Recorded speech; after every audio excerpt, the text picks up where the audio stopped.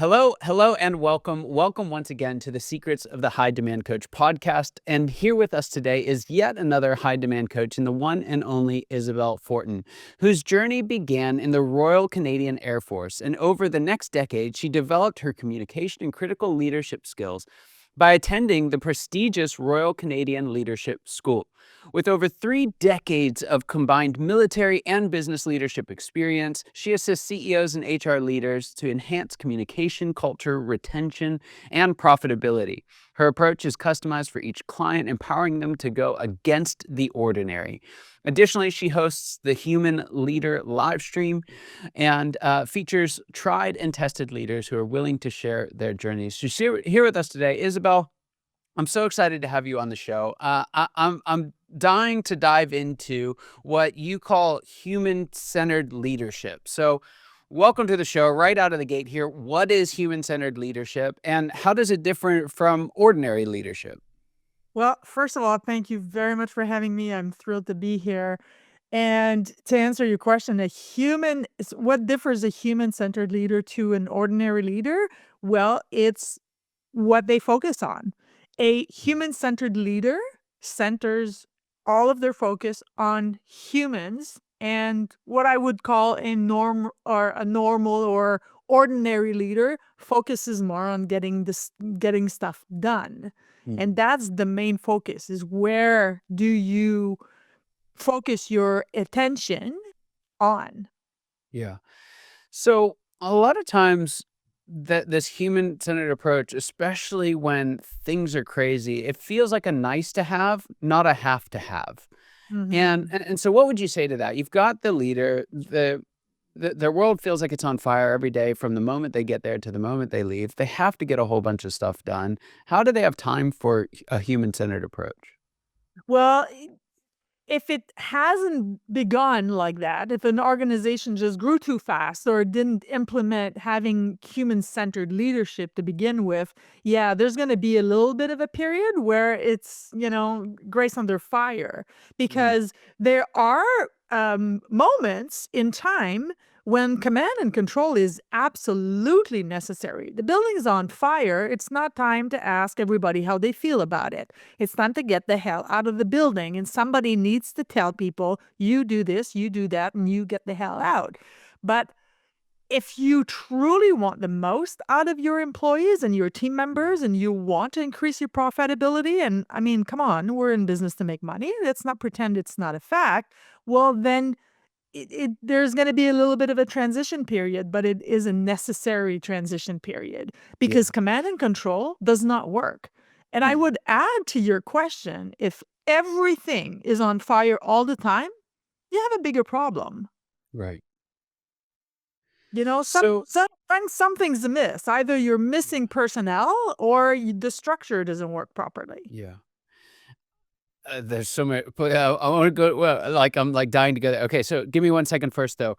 Where does this come from for you? Because when I've never been in the military. I've had a couple kind of indirect family members who served, but my understanding of military on both sides of the border is it's very command and control, right? We know who's in charge. Everyone's got their name and their title on their uh, chest, and so where does the shift away from, or recognition that in addition to command and control, right, the narrow window where that's necessary, that more often than not, the human-centered approach, where does that come from for you?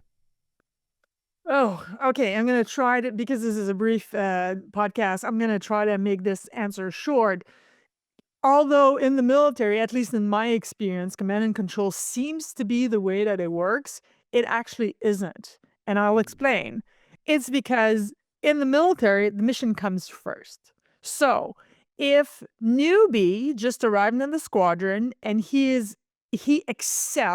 she excels at doing something, either fixing an airplane or whatever it is, that this particular task, regardless of how long the person currently doing that task has been doing it, and Mhm. regardless of their rank, if it's better for the mission, then the newbie gets to do the job and gets to have that task assigned to him or her. So why is that human centered? Well, because Every organization I've ever worked with, every team member I've ever interviewed or coached, every leader I have ever coached, all want one thing. They all have one thing in common. They want to contribute. Mm. They really want to. Because when you do what you are naturally good at and you put it in service of your team, of your organization, of a specific mission, if you're talking about the military, you feel seen, heard, and valued. Why? Because you're actually all these three things. You Right. are seen, heard, and valued. So I call that the dinner table effect.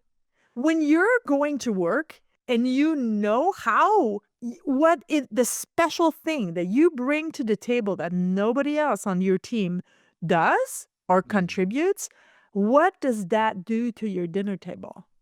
You Yeah. bring that to the dinner table. So you show up better as a life partner, as a father or mother, as a community member, as anything. You show Mm. up better. So it has an effect on everyone, on your family and on your community. Yeah. So it does look like it is command and control. And Scott, sometimes it is, and sometimes it has to be. But for Mm. the most part, is who is the best at doing this? And this is the person who's going to get that. Yeah. And that's why it works. Yeah, it's so true. It's so true. So I want to come back to this point that you made. If everything is on fire, there's a bigger problem here. And a lot of my work as a coaching consultant, I generally get called in when everything's on fire. I'm rarely the guy that they go to when everything's good and like, let's make it a degree better. Because I got a tendency to light it on fire if it isn't already burning, right? Let's just be honest.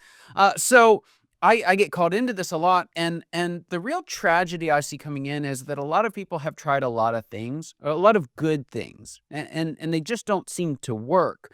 So why is it that all of these good things don't work when everything's on fire? Why do they not turn it around, and what should we do instead? Well, I think that at the core of an organization, you need to have systems in place and structures in place that prevents things from being on fire all the time. And that's what I meant earlier. And most of CEOs and C-suites that I work with is they don't know what they don't know, right? Mm. And that applies to everybody in every single circumstances of life, right? So if you wait to call for a coach or a consultant or for the fire department when the house is on fire, instead of calling the fire department and checking, well, is my fire alarm good? Are the batteries changed? Is everything like when it's not on fire, that's the time to set things in motion, right? Mm. So there's one of the thing that I do when I work with a team is I call that my prenuptial agreement. Is I have the team come together and they of course I accompany them, but they come up with the way that they're going to deal with one another when things go haywire. Wow. Because when you're in conflict with somebody and when the house is on fire, it is not time. This is not the appropriate time to set the structure in motion. Mm. So if every day as a leader or as an employee, it's every day you come in and all you do is put out fire, there's something amiss in your organization. Yeah. Either, like I said earlier, either you don't there's isn't enough employees or the employees don't have enough structure or tools that they need in order to get the job done. Yeah. But we seem to live in an era where everything's on fire all the time. Yeah. It's just not sustainable. Yeah. People go crazy. I mean, people lose their mental health over these things. And that's not good for everybody. So you Yeah. need people like you and coaches like you to help with the structure of the organization. Yeah. So let's assume that we've got some of that framework in place. We're making progress in the right direction, and we're realizing culturally we've overvalued getting stuff done. Right? Maybe it was right for a time, maybe it was right for a season, but we've got to recenter. What would you say are some of the first steps toward becoming a more human centered leader? Well, the first thing is wanting to.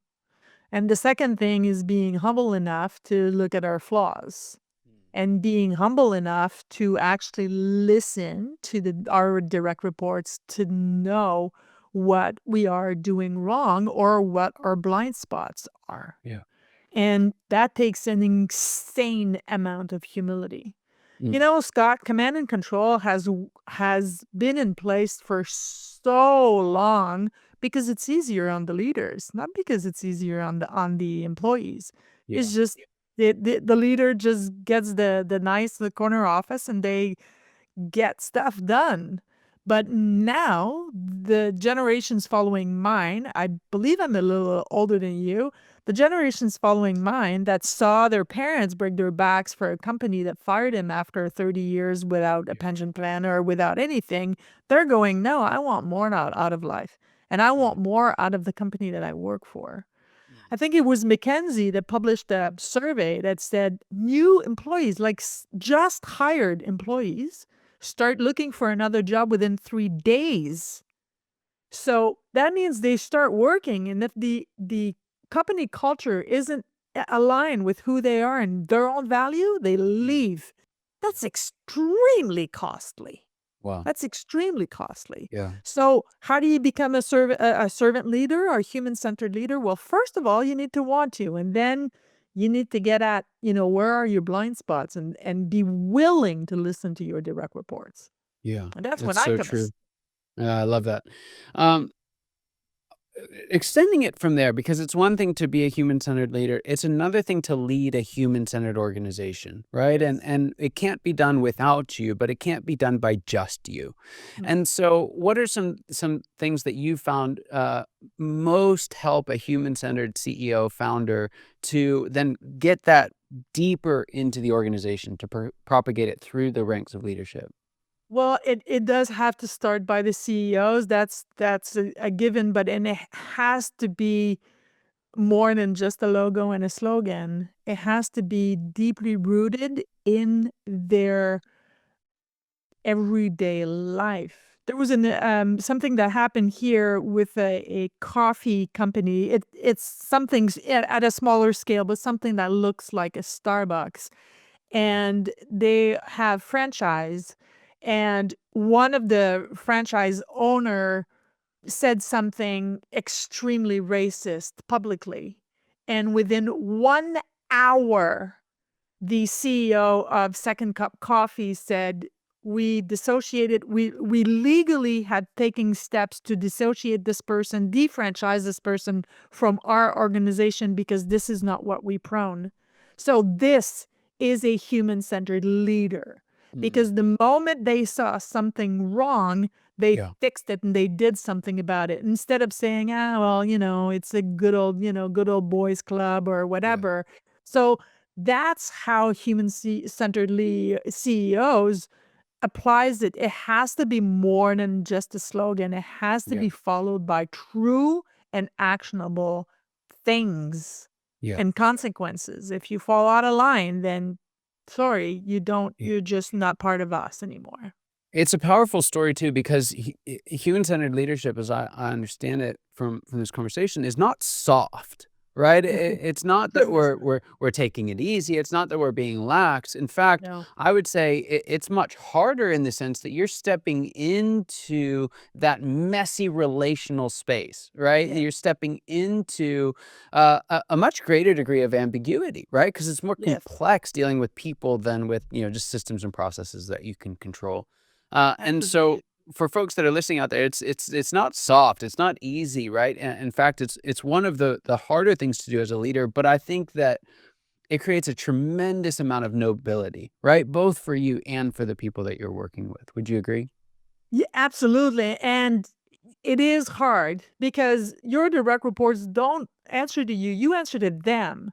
The job of the leader is not to get stuff done. The job of the leader is to take care of the people who does the work.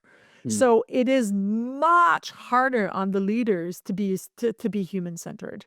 But it also increases everything. It increases engagement. It increases productivity. Of course, it increases profitability by an astonishing number, like by 86%. Wow. And that's not a number I drew out of a hat. There are studies out of that. So now, finally, the science is able to prove what the soft skills have been doing all these years. Yeah. Yeah. Fascinating. Isabelle, there's a question that I have. I like to ask it of all my guests. I'm interested to see what you have to say. What would you say is the biggest secret that you wish wasn't a secret at all? What's that one thing you wish everybody watching or listening today knew?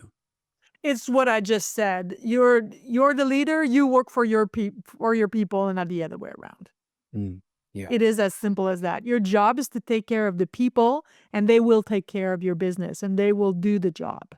That's the biggest misconception. Yeah. So true. Isabelle, there's some folks listening, and it's just the right thing at the right time. They need someone to come in and help their leadership team as a whole, them as a leader, to become more human-centered. How can they find out more out about you and the work that you do? They can go on LinkedIn to Isabelle Fortin, and it's the Isabelle Fortin that has purple hair. And they can go on my website, which is againsttheordinary.org. So Against the Ordinary is the name of my company, .org. Fantastic. Well, Isabelle, thank you so much for being on the show today. Just a privilege and honor having you here. Loved this episode. For those of you who are watching and listening, you know that your time and attention mean the world to us. I hope you got as much out of this conversation as I know I did, and I cannot wait to see you next time. Take care.